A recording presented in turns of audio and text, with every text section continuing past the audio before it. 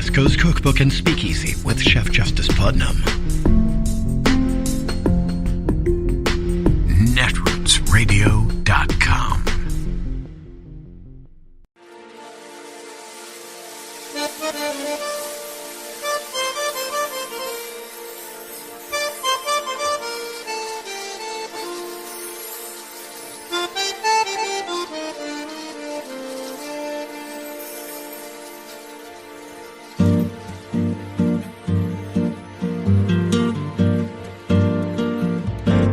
Je voudrais du soleil vert, des dentelles et des théières, des photos de bord de mer, dans mon jardin d'hiver.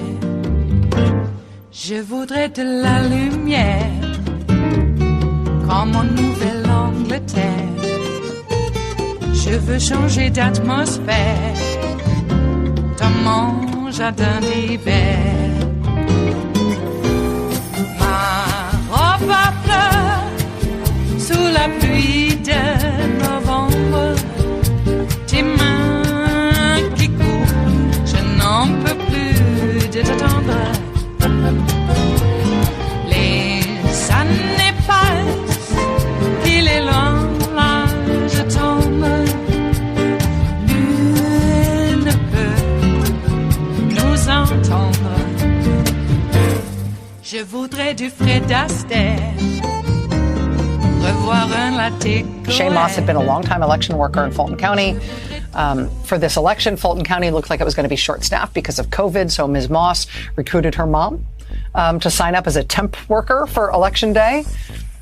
That video that Trump and company got so fixated on, all that video showed was Shay Moss and her mom, these two election workers, literally just doing their jobs on election night, taking ballots out of the secure containers they were transported in, like they were supposed to, and running them through the ballot counting machine, like they were supposed to.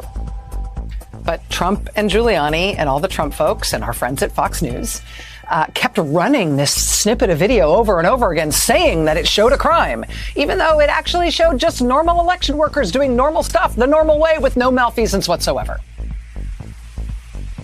But them fixating on this video, Trump not only showing the video, the conservative media showing the video, Giuliani showing the video, and Trump specifically naming the women in the video as the ones who stole the election from him, that had profound consequences. Shay Moss and her mom, even her teenage son, got inundated with vulgar and racist harassment and death threats. Shay Moss's mother called 911 multiple times because people were showing up at her house and banging on her door, making threats in person. I've been having terroristic threats. I've been having harassing phone calls and emails, and they came out and made a police report yesterday. And last night, about 10 minutes after 9, somebody was banging on the door, and now somebody's banging on the door again. Oh, they screaming. He's still banging on the door. Okay. He's still banging on the door.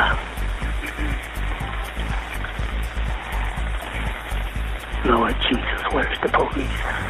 They are on the way, ma'am. Oh, God. Lord Jesus, where's the police? This became their lives. Shay Moss and her mother, Ruby Freeman, in the midst of all those harrowing threats and intimidation, something else happened. That tape, that 911 tape, was from December 2020. The following month, in January 2021, actually 2 days before the January 6th attack, a woman showed up on Ruby Freeman's doorstep, said she had been sent by a high-profile individual and she was there to help Ms. Freeman. Now, this woman told Ruby Freeman that she was in danger. She told her that people were coming to her house in 48 hours and she was going to be locked up. That woman who came to Ruby Freeman's house and made that apparent threat, it turned out in the end that she at least some point had been a publicist for the troubled Trump-supporting hip-hop artist Kanye West, which is the celebrity thing that got all the, well, this is weird kind of headlines about this incident. You might remember that. Where did the Kanye West publicist fit into all of this? The way that actually resolved, and what you should know ahead of Ms. Moss's testimony at tomorrow's hearing, is that we here on this show actually later determined that that woman who showed up on Rudy Freeman's doorstep had been dispatched there by a Trump campaign operative. When that woman came to Ruby Freeman's house, Ms. Freeman was so freaked out after a month of threats and harassment that while she said she was willing to talk with this person, she said she would only agree to do so at the local police station. That was the only place she felt safe meeting this random stranger. And so she went and met with her at the police station. And because it was at the police station, part of their meeting was caught on a police body cam, which Reuters obtained. We didn't want to frighten you, but we had to find you within this time frame. We've put in place a way to move you, to secure you from what may be authorized over the next 48 hours. I can't say specifically what will take place. I just know it will disrupt your freedom and the freedom of one or more members of your family. It's January 4th. The woman then says she's going to put Ruby Freeman on the phone with somebody, quote, very high level with the authoritative powers to get you the protection that you need. Protection from what? Ruby Freeman told Reuters that once this other person, a man, got on the phone with her, he and this woman who had come to her house to try to get her, to try to talk to her about moving her, and because something terrible was going to happen to her within 48 hours, the man on the phone and that woman at the police station with her tried to get her to admit to committing election fraud. Ruby Freeman says the woman told her, quote, if you don't tell everything, you're going to jail. Now, what's important about this, other than the bizarreness of it, is that the, quote, very high-level guy who Ruby Freeman got put on the phone with, this person who could supposedly get Ruby Freeman protection from what was otherwise going to happen to her if she just confessed, and otherwise she and a family member or more than one family member were all going to go to jail. Turns out that guy worked for the Trump campaign. He had been the paid executive director of a Trump campaign group called Black Voices for Trump. He told us that he was the one who sent that woman to Ruby Freeman's house in January.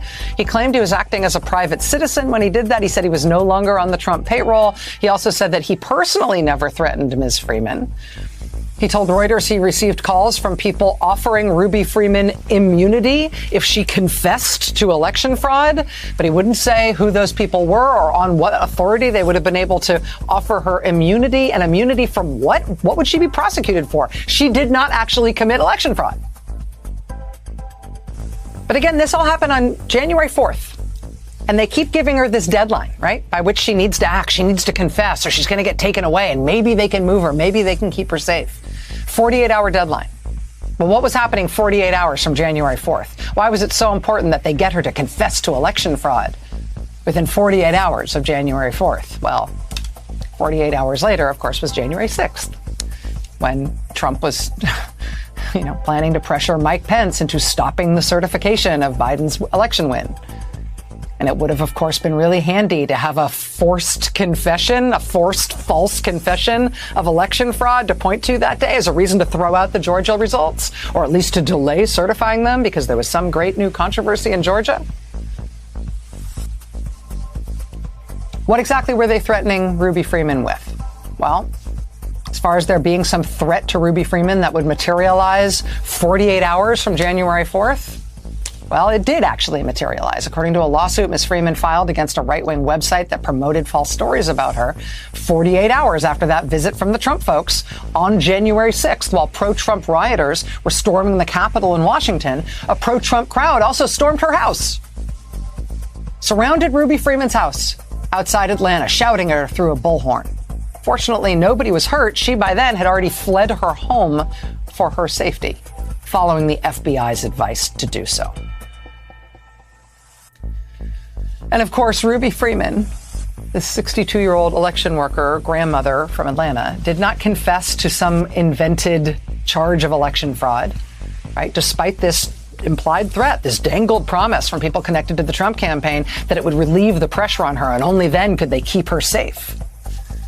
The harassment and the threats turned Ruby Freeman's life upside down, turned her daughter Shay Moss's life upside down. It has been a total nightmare for them, and they did nothing wrong. But it is all also still coming full circle. Since then, the January 6th investigation has revealed not only that the claims about fraud in Fulton County were false, but that Trump was told in detail by the number 2 official at the U.S. Justice Department that the whole attack on that mother and daughter in Atlanta, the whole suitcases full of ballots claim, all these supposed fraud claims about Fulton County, Georgia, were nonsense. And we know that because we have tape from Richard Donahue, the number 2 official at the Justice Department after Bill Barr left. We have tape of his deposition to the January 6th investigation. And I said something to the effect of, sir, we've done dozens of investigations, hundreds of interviews. The major allegations are not supported by the evidence developed. We've looked in Georgia, Pennsylvania, Michigan, Nevada. We're doing our job. Much of the info you're getting is false. And I said, okay, well, with regard to Georgia, we looked at the tape, we interviewed the witnesses. There is no suitcase. The president kept fixating on this suitcase that supposedly had fraudulent ballots and that the suitcase was rolled out from under the table. And I said, no, sir, there is no suitcase. You can watch that video over and over. There is no suitcase. There is a wheeled bin where they carry the ballots, and that's just how they move ballots around that facility. There's nothing suspicious about that at all. I told them that there was no multiple scanning of the ballots. One part of that allegation was that they were taking one ballot and scanning it through 3 or 4 or 5 times to rack up votes, presumably for Vice President Biden.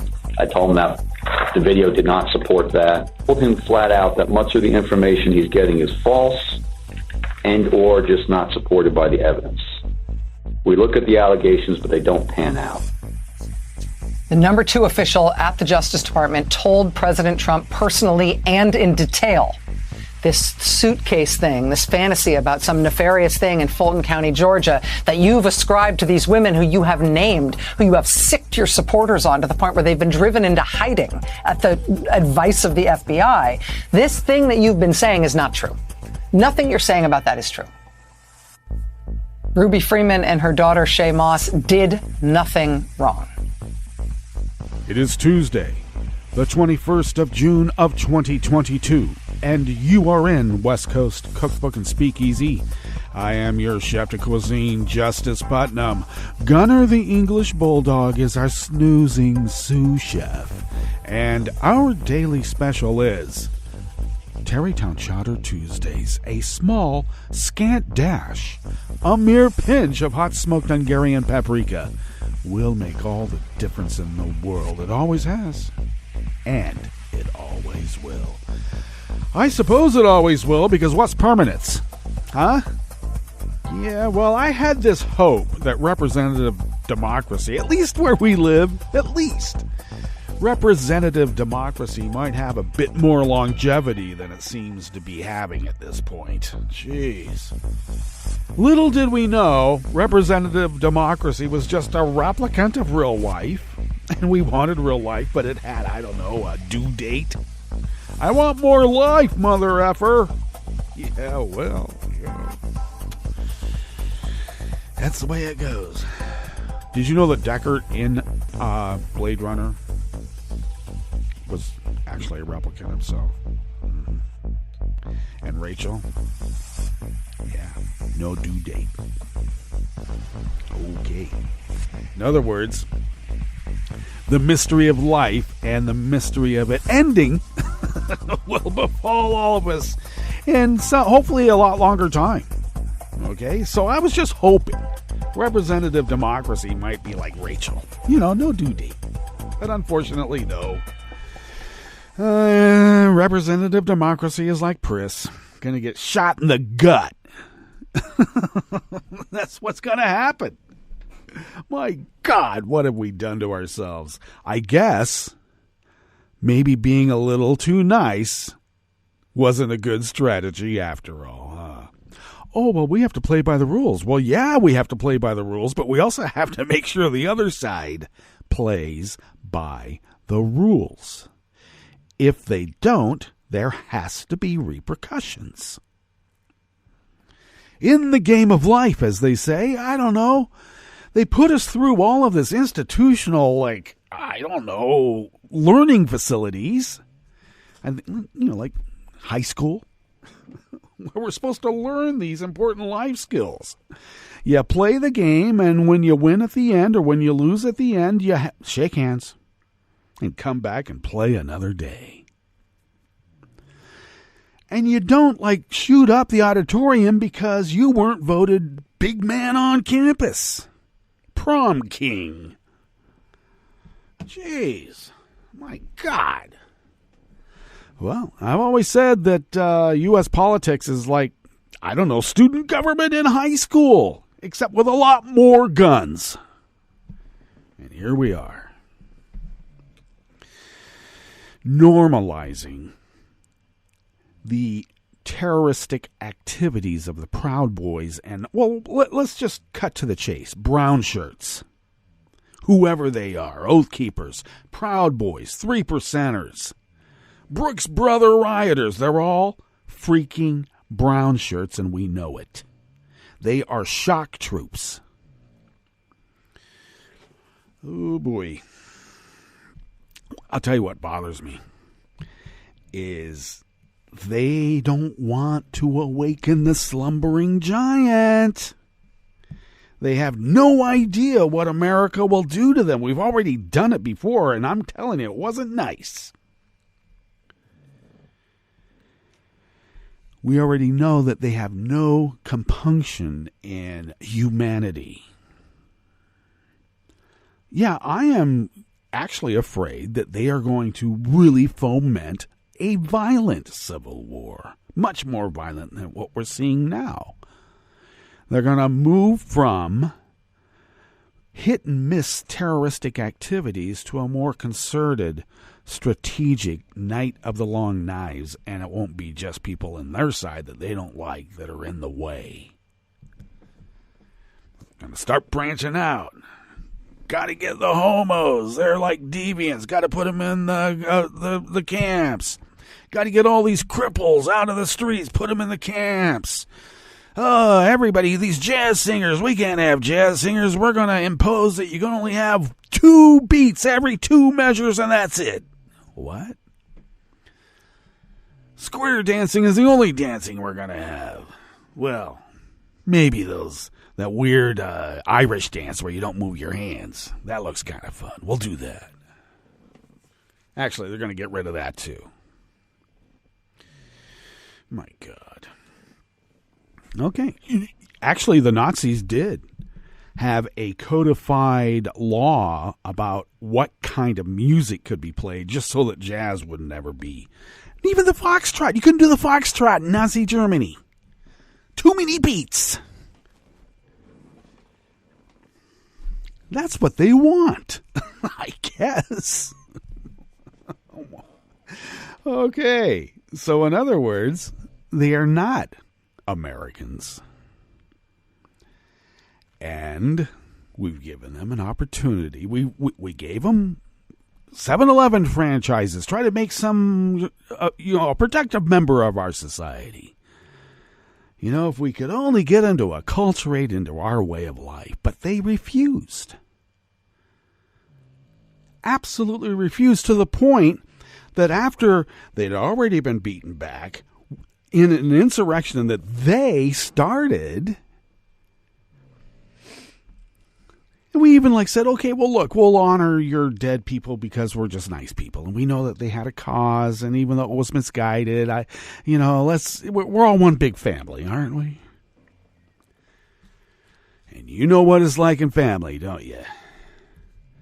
You give them one chance, you give them another chance. They keep stabbing you in the back to the point that you really don't want to have much to do with them. Okay, I guess I'm going to block that call. And all the while,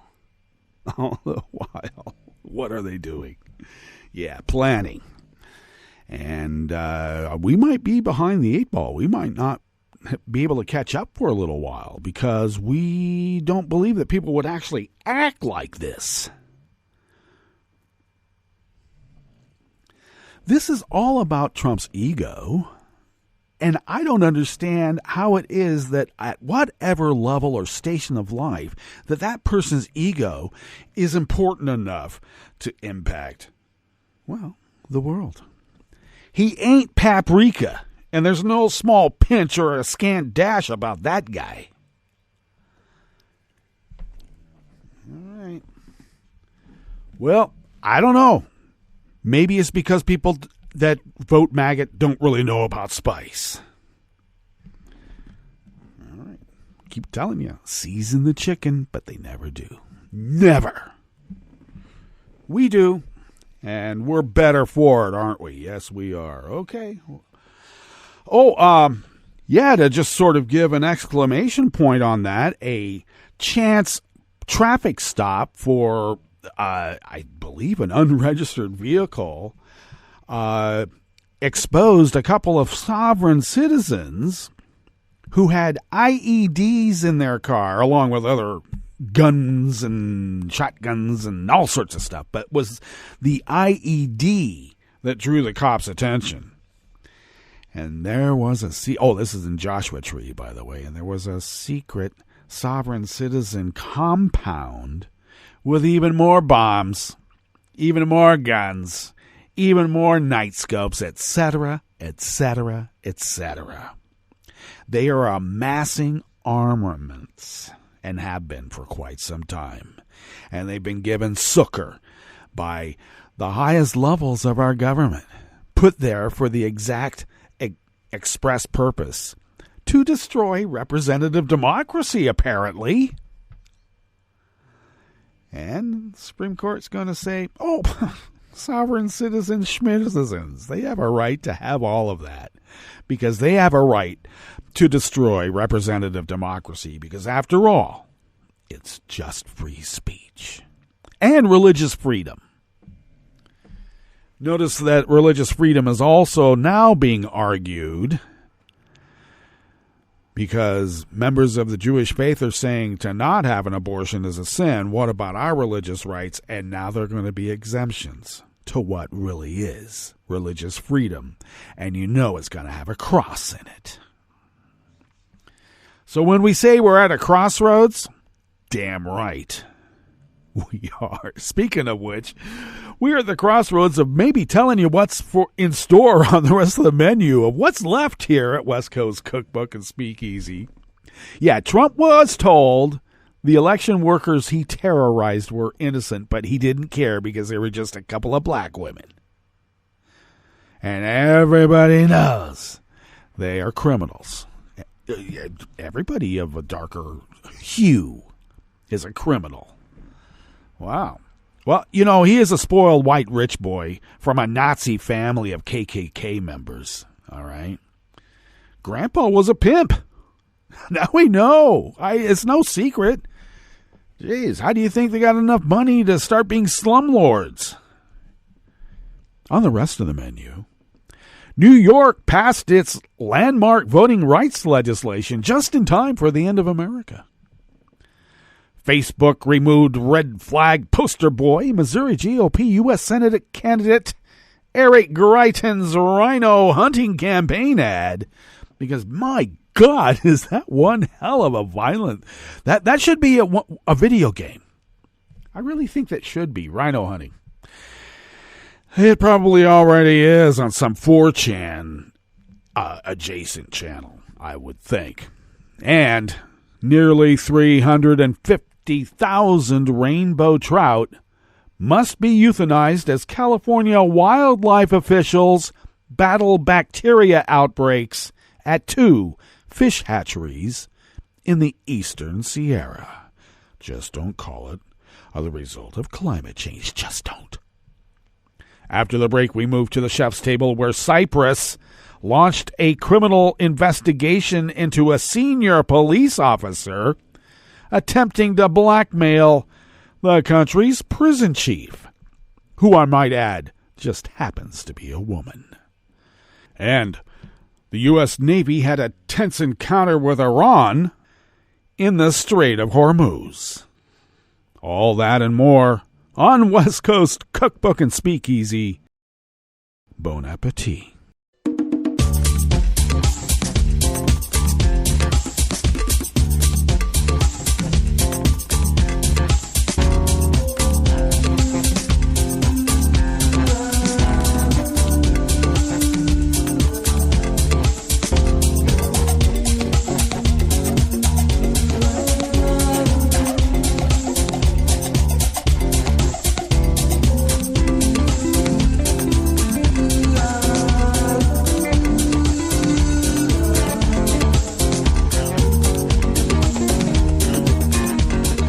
Near the bottom of our homepage at netrootsradio.com, to the right of the page, is the chat room link, because the chat room exists somewhere in the ether of existence.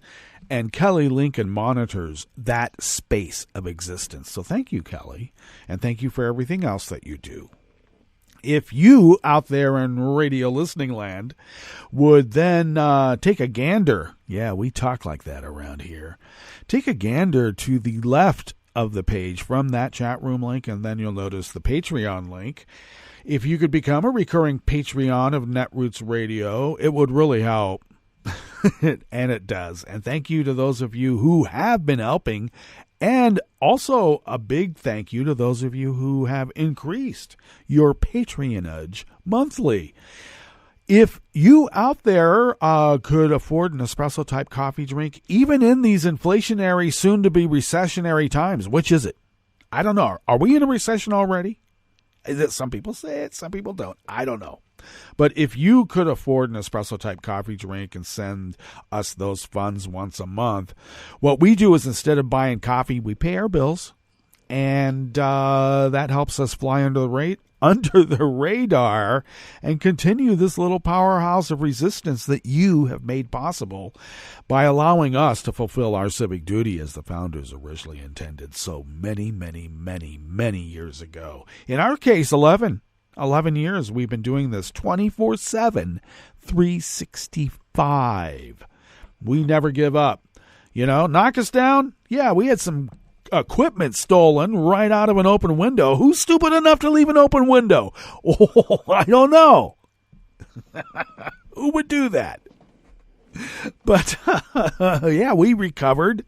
That was a long time ago, too. Learn your lessons by doing. Anyway, thank you for your generosity in allowing us to recover from our own mistakes and also resist this radical right-wing Nazi takeover of representative democracy, not only here in the United States, but really around the world. And it is true. I mean, look at what's happening in France. Everybody whines about our electoral college. What's up with France?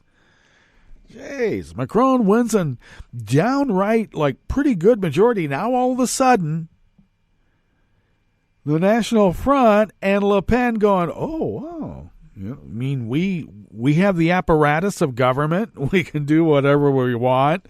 Precedent? We don't need no stinking precedent. That's how they are. Okay. If you would like to follow Netroots Radio on Twitter, do so at Netroots Radio. Tom takes care of that. And a hell of a lot more, too. Thanks, Tom.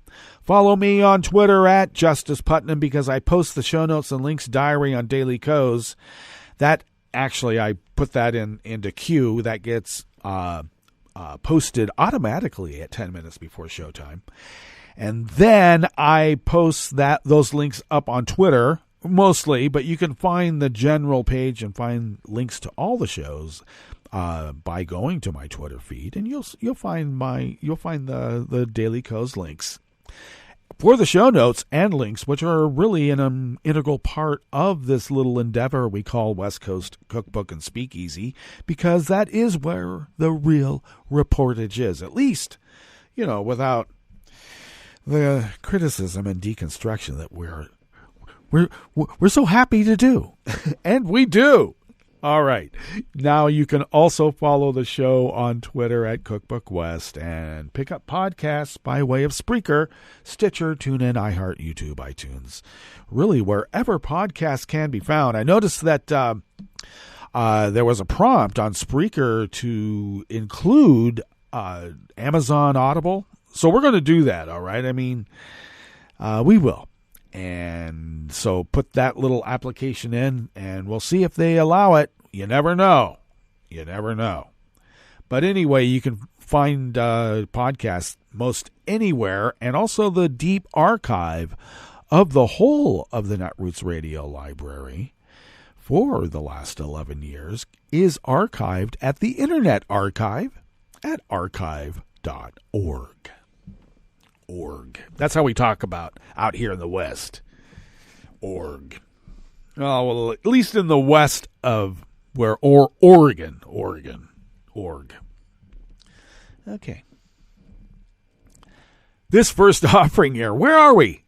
It's Tarrytown Chowder Tuesdays, isn't it? Oh, I'm taking a sip of my chowder. I should note that, yes, there is corn, roasted corn in the chowder. We do that. That's our signature dish. And you can take that on many metaphorical levels, too. Roasted corn? I don't know. Is that reaching a little too far? No. We like to roast the corn after we've soaked it in lime or lemon juice. Lemon juice water. I like to do that. In the husks. And then roast those babies up. All right, this first offering here, let's get back to the matter at hand. This first offering here in the Bistro Cafe of West Coast Cookbook and Speakeasy is from the Associated Press by Maysoon Khan. New York's governor signed a law yesterday, Monday, intended to prevent local officials from enacting rules that might suppress people's voting rights because of their race. The John Lewis Voting Rights Act, named after the late civil rights activist who represented Georgia in the U.S. House, makes New York one of the first states to bring back a version of a process known as pre-clearance that was gutted by a landmark Supreme Court decision in 2013 because Balls and Strikes Robert said, "Those foul balls aren't foul balls, those are hits." Under the Federal Voting Rights Act of 1965, states and counties with a record of suppressing the rights of black voters once had to seek U.S. Justice Department approval before changing voting rules. Oh, horrendously oversight. Now, local governments or school districts with a record of discrimination in New York, we're looking at you, upstate New York, must gain approval from state officials in order to pass certain voting policies. And let's not forget Long Island. We're going to change our election laws so we no longer hurt minority communities, Kathy Hochul said at a bill signing ceremony in Brooklyn. Now, Maysoon Khan here has to apparently designate that Kathy Hochul is a Democrat. So therefore, it limits, it sort of nullifies. It's only a Democrat making that. You know how you can tell when a Democrat is a Democrat when they get a DUI and is written up about in the papers? They'll have a D in a parenthetical right after their name. So-and-so Democrat. You know how you can tell a repug is a repug who's gotten a DUI when it's written about in the paper? Yeah.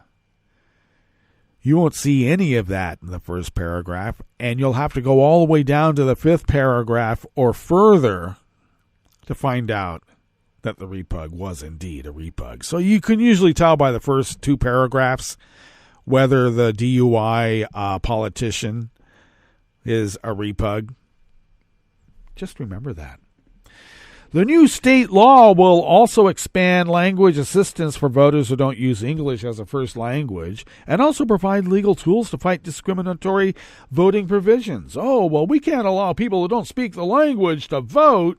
Yeah, if that's the case, then, there's a lot of people in Texas, apparently, who not only are incapable of speaking our language, but they just refuse to be acculturated into our way of life. An effort in the U.S. Congress to revive parts of the Voting Rights Act failed to make it through the Senate because, I keep telling everybody, you think the Nazis just took over? This has been an effort in the works for decades. They don't call it the Federalist Society and the Heritage Foundation and the American Enterprise Institute for nothing.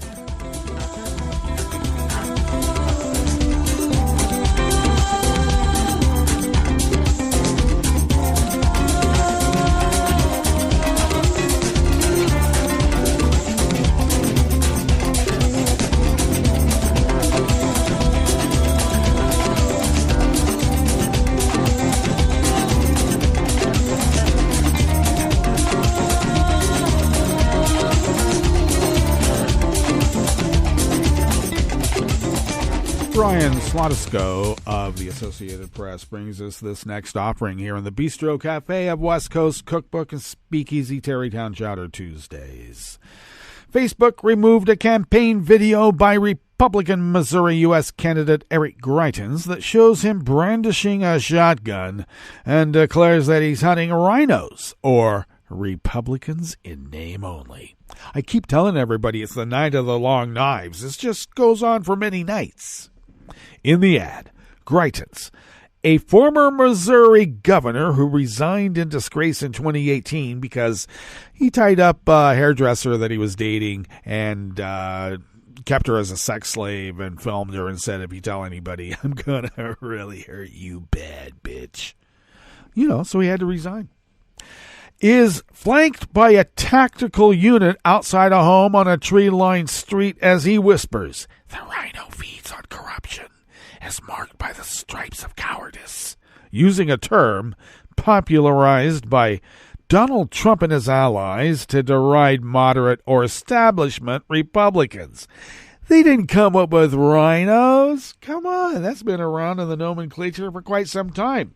It's just that they didn't know they were maggots because they hadn't actually become maggots. I think maybe they were Tea Party Republicans back in the day. And before that, who were they? Oh, yeah, the Freedom Caucus. Oh, yeah, they were the silent majority. And it turns out they were far from silent because they were the whiniest bunch and still are. And they're not a majority, which is exactly what it is now, but they're not only a whiny bunch, they got a bunch of guns now as well. The armed tactical team breaks through the front door and throws what appears to be a flashbang grenade inside. Actually, what appears to be flashbang grenades. Greitens enters an empty living room through the smoke and says, join the MAGA crew. Get a rhino hunting permit. There's no bagging limit, no tagging limit, and it doesn't expire until we save our country. Now, we've already had, by some estimates, there were almost 20,000 people that stormed the Capitol, not just a few hundred. All right, let's be clear about that. And that was just saying, come to D.C., we're going to have a wild time. Well, how are these people going to react when they say it's hunting season and there's no season ending date? Keep going until we tell you to stop. And even then, keep going. It's fun. Facebook said the video was removed for violating our policies prohibiting violence and incitement.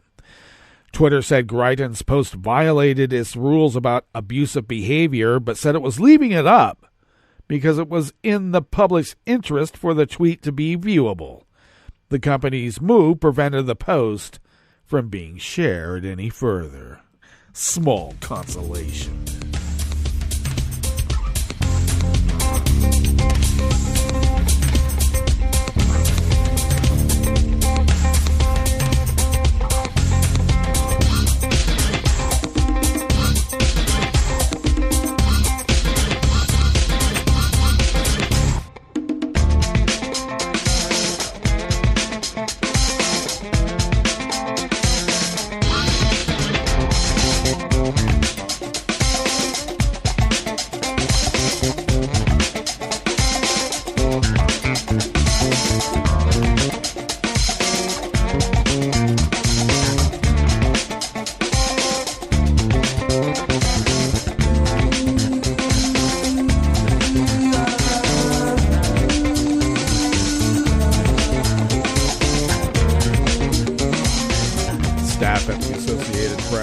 This final offering here in the Bistro Cafe part of West Coast Cookbook and Speakeasy.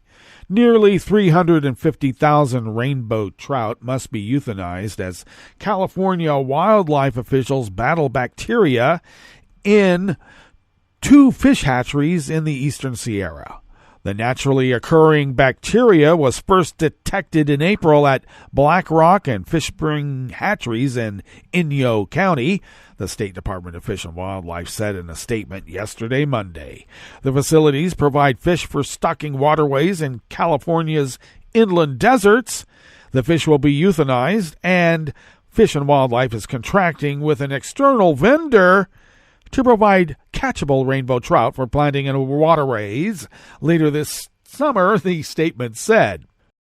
Meanwhile, other state hatcheries will help the Eastern Sierra facilities make up the difference by placing fish in certain waterways, officials said.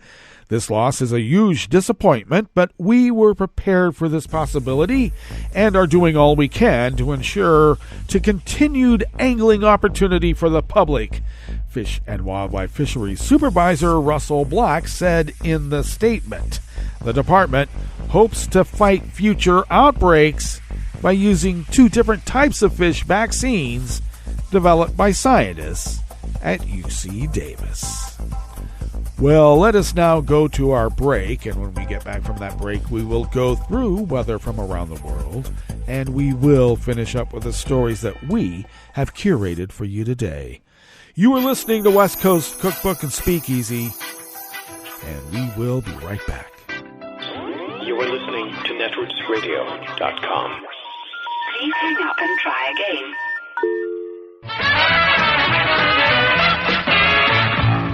From a point at sea to the circles of your mind, a new force is at work for planetary transformation. New radio for a new Earth.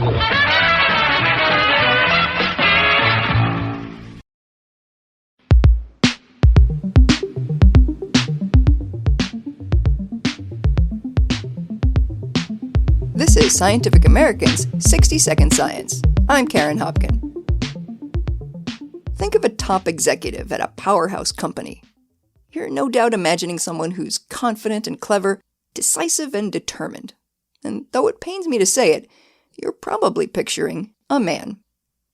The sad thing is, you wouldn't be too far off the mark. Around only 7% of S&P 500 CEOs are women, despite women making up 50% of the population. That's Asher Lawson, a graduate student at Duke University's Fuqua School of Business. He says that one way to even the playing field might be to change the way we think about and talk about leadership. And he and his colleagues have found that organizations are more likely to describe women using words that are typically associated with achievement if they have female CEOs. Their findings appear in the Proceedings of the National Academy of Sciences. Gender inequality has been deemed the greatest human rights challenge of our time by the United Nations. In our research, we're interested in specifically some of the factors that perpetuate these gender inequities, as well as the downstream consequences of those gender stereotypes. To get at the roots of these stereotypes, Lawson and his team took a closer look at corporate speak and the words businesses use when referring to women. So we're really interested in language because it gives us this deep insight into how people are thinking about women in a way that doesn't rely on them reporting it themselves. Now, coming straight out and asking companies how they feel about females can lead to some fanciful forecasting. So if you ask organizations whether they believe in gender equity or whether they're interested in fairness, because of social desirability concerns, they'll nearly always say yes. To find out if businesses talk the talk and walk the walk, the researchers parsed the shareholder reports and investor documents of S&P 500 companies. Using natural language processing techniques, they analyzed some 43,000 files, containing more than 1.2 billion words. And they looked for associations between words that signify women, like she and her, and words typically associated with leadership, like assertive or ambitious or effective. One way to think of it is if we had an autocomplete system, like you use on your phone, and you said, she is, it would be like, how likely is it that the next word is powerful? Once they assessed the association, we then asked, how do these associations change when you hire women as leaders? And we saw the same pattern across all of this data, that hiring women as senior leaders led to an increased association with those leadership congruent traits. And it wasn't that the companies were extolling the virtues of their own specific staff. So it's not just discussion of those new CEOs and board members, but actually generalizes to discussion of women more broadly. So we were heartened to see this result. At the same time, they wondered whether there might be any backlash. In other words, when a woman's seen as more competent, is she then considered to be less compassionate or considerate? Happily, we saw that there was no decreased association with being caring and these kinds of likable traits. Even better, the data suggests that the organizations that saw the biggest boost in female-linked leadership language are more likely to hire even more women. So this highlights the opportunity for a virtuous cycle where the effect can snowball. Appointing women leads women to be more closely associated with these traits that are seen as necessary to be leaders, and this can actually precipitate hiring more women in the future. So it's a very exciting process to witness. And something the head honcho will surely write about in her next annual report. For Scientific American's 60-Second Science, I'm Karen Hopkin.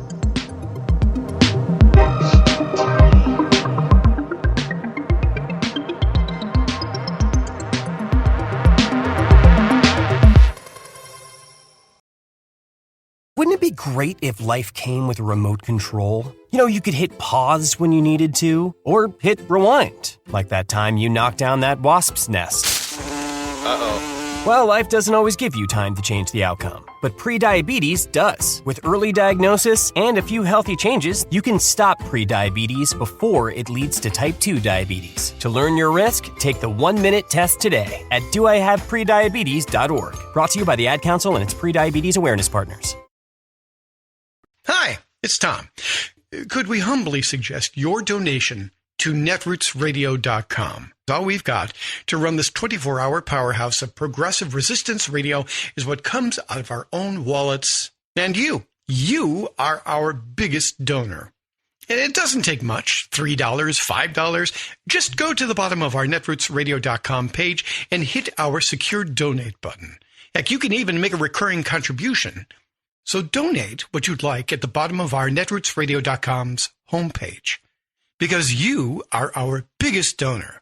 netrootsradio.com. Together, we are Resistance Radio.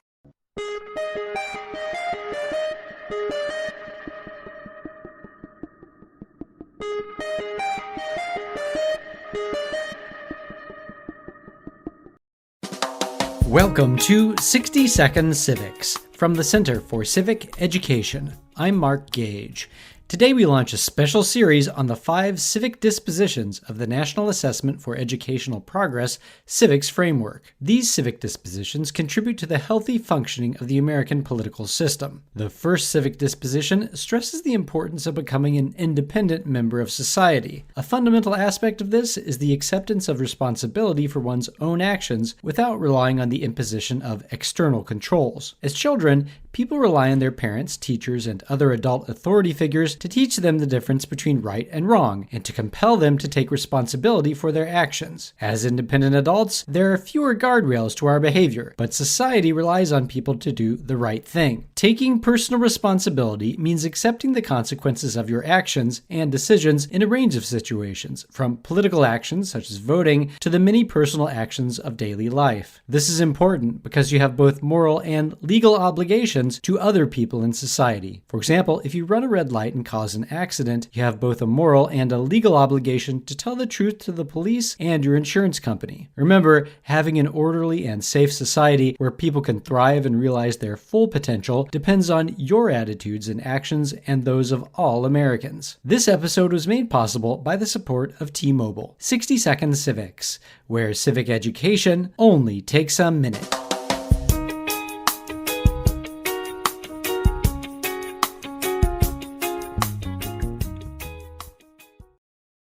I'm Rick Smith, and this is Labor History in 2. On this day in labor history, the year was 1877. It became known in Pennsylvania labor history as the Day of the Rope. 20 Irish miners were hung for allegedly belonging to a secret group of labor radicals known as the Molly Maguires. The Mollies trace their history back to Ireland in the 1840s. The story goes that an Irish woman by that name stood up to the English landlords. Men fighting for Irish rights would declare themselves Sons of Molly Maguire. To what extent this secret organization actually operated in the United States is debatable. Irish workers who came to the United States often faced harsh discrimination. Many job sites would announce, "Irish need not apply." One place they did find work was in the often dangerous Pennsylvania coal mines in Schuylkill County. Franklin Goins, president of the Reading Railroad, controlled the mines in the 1870s. In late 1874, he announced a wage cut of 20%. The miners went out on strike. During the strike, the Mollies were accused of sabotaging the mines and even murdering mine supervisors. The mine operators quickly blamed any act of violence in the region on the Molly Maguires. Determined to infiltrate the Mollies, Goen hired the notorious Pinkerton detectives. The Pinkertons sent in Irish-American James McParlin under an alias to attempt to join the group. Based on his testimony, 20 miners were hung for murder. They were found guilty even though much of the testimony presented in the case was inconclusive and contradictory. In 1979, the governor of Pennsylvania posthumously pardoned John Blackjack Kehoe, one of the alleged leaders of the Mollies. In 1970, Sean Connery starred in a movie based on the story. Labor History in 2 brought to you by the Illinois Labor History Society and The Rick Smith Show. For more information, go to laborhistoryin2.com, like us on Facebook, and follow us on the Twitters at Labor History in 2.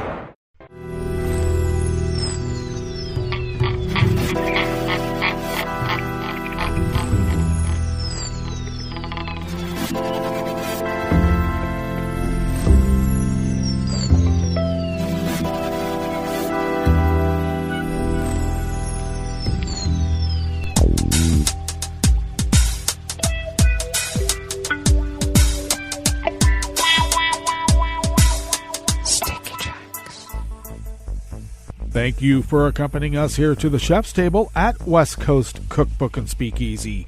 Tarrytown Chowder Tuesdays. We always begin weather from around the world along the banks of the Rogue River, in the Rogue River Valley of Southern Oregon, on the west coast of the continental United States of America, where it is currently 56 degrees Fahrenheit, expecting a high of about 90. Yes, I think the furnace is about ready to be turned on. Looks like we may have some temps well above 100 by this weekend. Oh my gosh. We'll see how that goes. Anyway, abundant sunshine today with winds out of the north at 5 to 10 miles per hour. Clear skies tonight with lows in the mid to upper 50s with winds out of the northwest at 5 to 10 miles per hour. Sunny tomorrow with highs in the low to mid 90s. Winds will have shifted ever so slightly out of the north-northwest at 5 to 10 miles per hour. Confirmed cases of coronavirus and our confirmed deceased remain the same since we don't have an update, so the numbers remain the same. We'll revisit that when we get an update. Grass pollen right outside the window in Rogue River is very high. The air quality index for the region is actually good. It's come down a tad at 21 parts per million, though that daytime UV index is very high in the region at level 9. Barometric pressure is rising at 30.24 inches. Visibility is up to 10 miles. And relative humidity is at 81%. Weather from around the world is brought to you by a crowd of crowdsourced weather stations that a crowd crowdsources from around the world. London is 76 degrees and sunny. Rome is 80 and partly cloudy. Rome is 88 and fair. Kyiv is 66 and partly cloudy. Kabul is 57 and cloudy. Hong Kong is 84 and partly cloudy. Tokyo is 72 and cloudy. Sydney, Australia is 54 and clear. San Francisco, California is 70 degrees and sunny.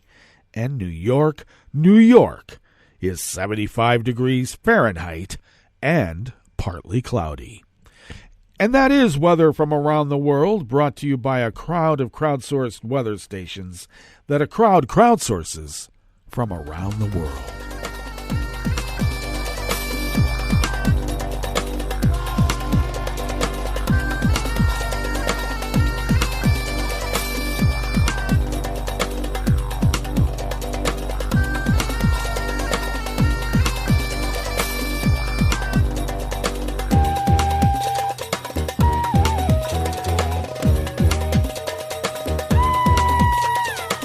at the Associated Press bring us this first amuse-bouche here at the chef's table at West Coast Cookbook and Speakeasy.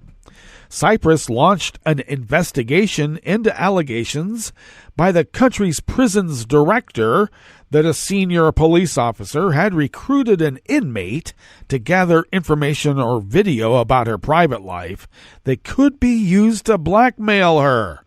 The Attorney General appointed a lawyer, Achilles Emelanades, to carry out a criminal investigation into allegations by prison's chief Anna Aristotelius and her deputy Athena Demetriou against the unnamed police officer. The Attorney General Savvides said the investigation will conclude in about a month.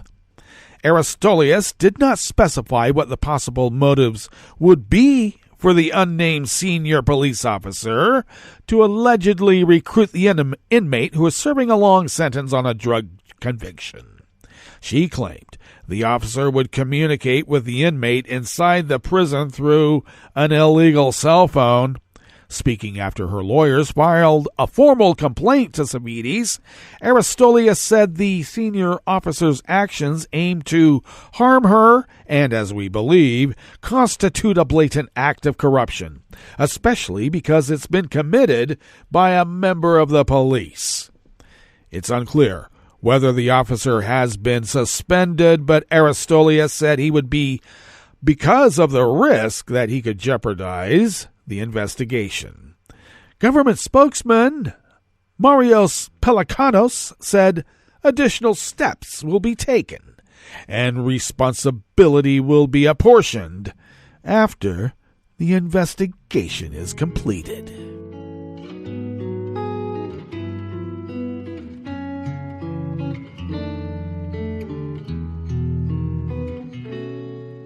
Je te donne c'est mon amour pour la vie entière, la promesse de me trouver à tes genoux. Aussitôt que tu m'appelles, rester toujours fidèle, c'est tout, c'est tout. Je te donne tous mes printemps, mes étés de mer, mes automnes quand les feuilles tombent partout. Si ce n'est pas une bonne affaire, je te donne tous mes hivers. John Gambrell of the Associated Press brings us this final amuse-bouche here at the chef's table at West Coast Cookbook and Speakeasy, Tarrytown Chowder Tuesdays. A U.S. Navy warship fired a warning flare to wave off an Iranian Revolutionary Guard speedboat coming straight at it during a tense encounter in the strategic Strait of Hormuz.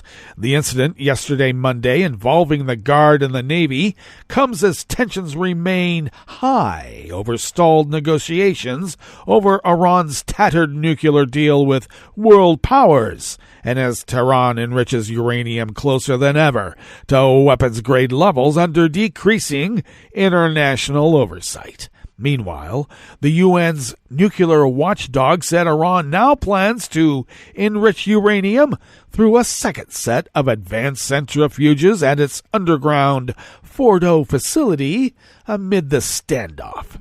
The Cyclone-class patrol ship, the USS Scirocco, and Spearhead-class expeditionary fast transport USNS Choctaw County found themselves in the close encounter with 3 Iranian fast boats while coming through the Strait of Hormuz to enter the Persian Gulf. In a video released by the Navy's Bahrain-based 5th Fleet, a high-speed Guard booghammer is seen turning head-on towards the Scirocco.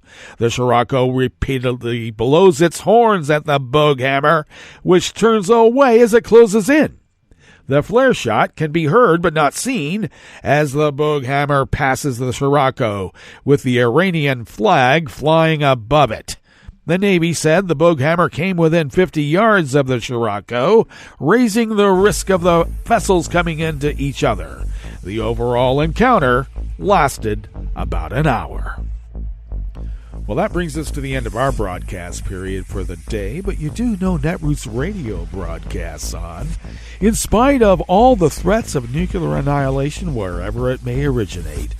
So, we will be meeting up tomorrow for Smothered Benedict Wednesday, speaking of which. So do stay tuned to Netroots Radio all day and all night for all the breaking news as it breaks. And we will meet up here tomorrow, right here, in West Coast Cookbook and Speakeasy. Bon appetit.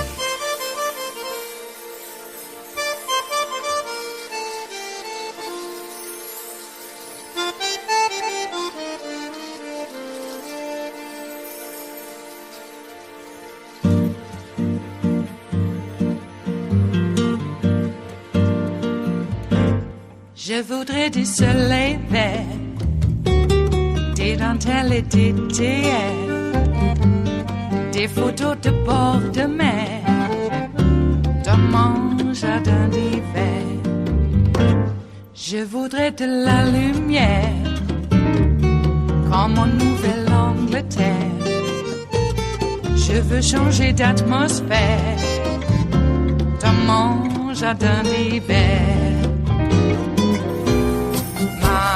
Robe à fleurs, sous la pluie de novembre, tes mains qui courent, je n'en peux plus de t'attendre. Les années passent, qu'il est loin, là je tombe. Nul ne peut nous entendre. Je voudrais du Fred Astaire, revoir un latte coeur. Je voudrais toujours te plaire dans mon jardin d'hiver. Je veux déjeuner par terre, comme au long de golfe clair, t'embrasser les yeux ouverts dans mon jardin d'hiver. Robe à fleurs, sous la pluie de novembre, tes mains qui courent, je n'en peux plus de t'attendre. Les années passent, il est loin, là je tombe. Nul ne peut nous entendre. Ba-da-da-dum-di-da-dum, ba-da-da-dum-di-da-dum, ba-da-da-dum-di-da-dum, dans mon jardin d'hiver. Ba-da-da-dum-di-da-dum, ba-da-da-dum-di-da-dum, ba-da-da-dum-di-da-dum, dans mon jardin d'hiver. Dans mon jardin d'hiver, dans mon jardin d'hiver.